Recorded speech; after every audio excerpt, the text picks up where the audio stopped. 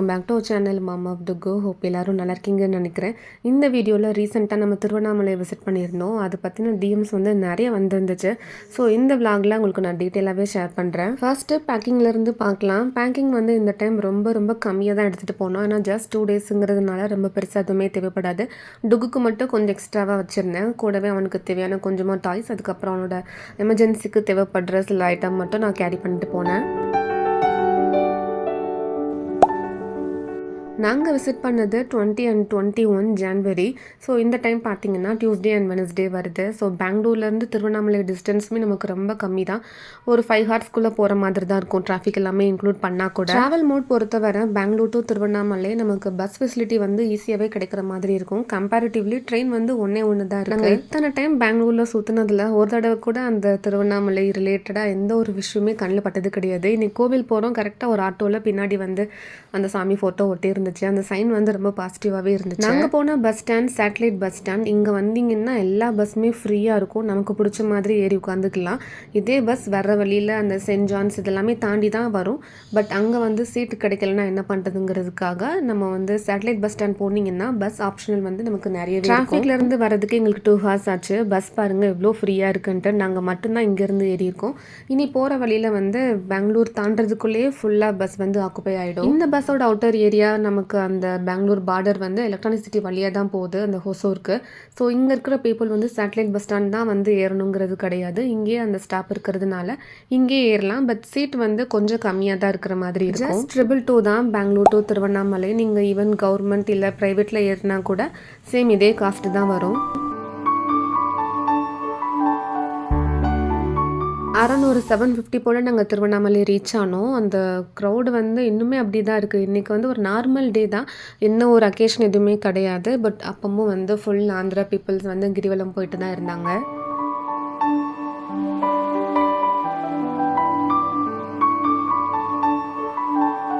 And then 1.2 கிலோமீட்டரில் ஒரு லாட்ஜுமே book பண்ணியிருந்தோம். டிடிடிசியில் தமிழ்நாடு கவர்மெண்ட்டோட லாட்ஜ் தான் இது. திருவண்ணாமலையில் இருக்கிறதுலையே பெரிய லாட்ஜ்னால் இது தான். கார் பார்க்கிங் எல்லாமே சேர்ந்து ரொம்ப பெருசுன்னு அது இது தான். ஸோ இந்த லாட்ஜில் தான் புக் பண்ணியிருந்தோம். அவ்வளோ சூப்பராக இருந்துச்சு வியூஸ் எல்லாமே பார்க்குறதுக்கு. அது டீட்டெயிலாக எப்படி புக் பண்ணணும், என்ன மாதிரியான ப்ரொசீஜர் அதில் ஃபாலோ பண்ணுறாங்க, அங்கே இருக்கிற ஃபுட்டு எப்படி கிட்ஸ்க்கு எல்லாமே செட் ஆகுமா இல்லையாங்கிறது நான் டீட்டெயிலாக நெக்ஸ்ட் வீடியோவில் ஆட் பண்ணுறேன்.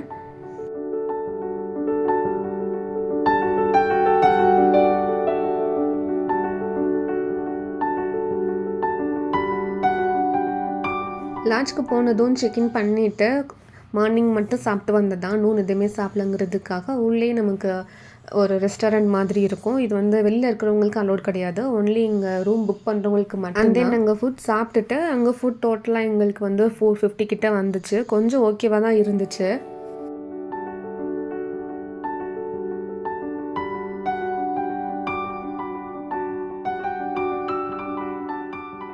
அவ்வளோதான். சாப்பிட்டுட்டு கொஞ்சம் நேரம் மூவி சீன்ஸ் பார்த்துட்டு இருந்தோம். அதுக்கப்புறம் சீக்கிரமாகவே தூங்கியாச்சு, மார்னிங் சீக்கிரமே எந்திரிக்கணுங்கிறதுக்காக.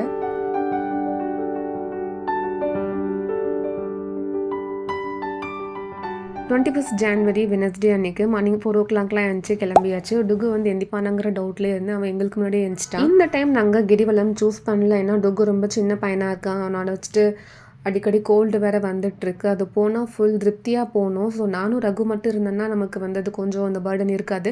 டுகு வச்சுட்டு வந்து 14 கிலோமீட்டர் நம்மளால் கவர் அப் பண்ண முடியலன்னா அது ரொம்ப கஷ்டமாக இருக்கும். ஸோ நெக்ஸ்ட் டைம் வந்து அவனை வீட்டில் அம்மா கிட்ட விட்டுட்டு வந்துட்டு அதுக்கப்புறம் நம்ம தனியாக போகலாங்கிற மாதிரி பிளான் பண்ணி வச்சுருந்தோம். ஸோ இந்த டைம் வந்து மெயினாக அவனோட கோவிலுக்கு தான் போகணுங்கிறதுக்காக நாங்கள் வெறும் அந்த கிரிவலம் மட்டும் கட் பண்ணிவிட்டு மற்ற எல்லா பிளேஸுமே நாங்கள் விசிட் பண்ணுற மாதிரியான பிளான் தான் எங்களுக்கு இருந்துச்சு. கோவிலுக்கு ஒரு 4:30 போல் ரீச் ஆனோம். அதுக்கு முன்னாடியே இவ்வளோ பேர் வந்து வெயிட் பண்ணியிருப்பாங்கன்னு தெரியல, அவ்வளோ க்ரௌட் இருந்துச்சு. நான் அந்த சீன்ஸ் எல்லாமே எடுக்கல. ஏன்னா நாங்கள் எடுத்தோடனே 50 rupees அந்த தர்ஷன் அந்த டிக்கெட் எடுத்துகிட்டு உள்ளே போயாச்சு. ரொம்ப க்ரௌடாக தான் இருந்துச்சு. ஆல்மோஸ்ட் அந்த க்யூவில் வந்து ஒரு 3 hours நின்றுப்போன்னு நினைக்கிறேன். நீங்கள் இதுவே 50 rupees இல்லாமல் நார்மலே போகலான்னு நினச்சிங்கன்னா 5 to 6 hours கிட்ட டைம் எடுக்கும். 3 hours க்யூவில் வெயிட் பண்ணதுக்கு சாமி தரிசனம் வந்து அவ்வளோ சூப்பராக பீஸ்ஃபுல்லாக இருந்துச்சு. ரொம்ப ரஷ்னஸ் எதுவுமே இல்லை, சீக்கிரம் போங்க அந்த மாதிரி எதுவுமே சொல்லலை.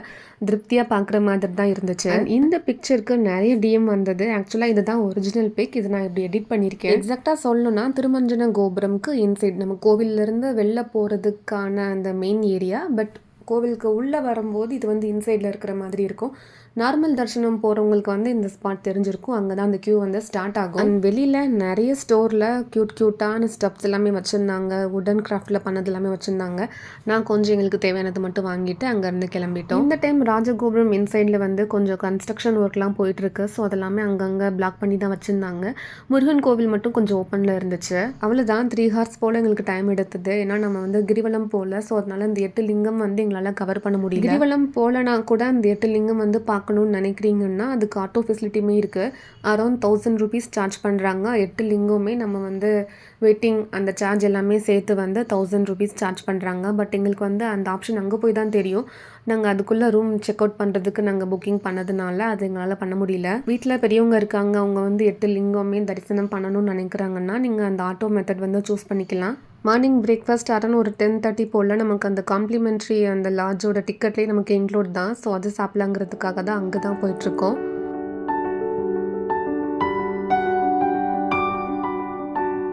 லாட்ஜோட ஃப்ரண்ட் வியூலேருந்து பார்க்குறதுக்கு அவ்வளோ அழகாக இருந்துச்சு அந்த திருவண்ணாமலையோட அந்த வியூ வந்துட்டு. அண்ட் காம்ப்ளிமெண்ட்ரி பிரேக்ஃபாஸ்ட்டோட மெனு வந்து கான்ஸ்டண்ட்டாக இது தான். இது வந்து டே பை டே சேஞ்ச் பண்ணுறதுலாம் கிடையாது. கான்ஸ்டண்ட்டாக இது தான்.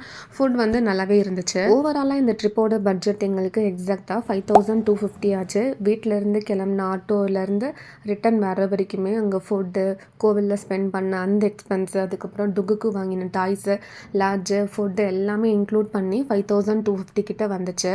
அவ்வளோதான். இந்த ட்ரிப் வந்து சூப்பராக ஒரு டிவைன் மோடில் ரொம்பவே பாசிட்டிவாக போச்சு. டுகுமே கிராங்கி ஆகாமல் நல்லா கோஆப்ரேட் பண்ணியிருந்தேன். நாங்கள் 11 o'clock போல் ஏறினது ப்ரைவேட் பஸ்ஸுங்கிறதுனால ஸ்பீடு பற்றி சொல்லவே வேணாம். ஒரு 3 ஹார்ஸ்லேயே வந்தாச்சு. போகும்போது 5 ஹார்ஸ் ஆச்சு, வரும்போது 3 ஹார்ஸ் தான் ஆச்சு. லாட்ஜ் பற்றின டீட்டெயில்டு வீடியோ நெக்ஸ்ட் விலாகில் ஆட் பண்ணுறேன். ஹோப் இந்த வீடியோ பிடிச்சிருக்கும்னு நினைக்கிறேன். இந்த வீடியோ இதோட முடிச்சுக்கிறேன். நெக்ஸ்ட் வீடியோவில் மீட் பண்ணலாம். தேங்க்யூ.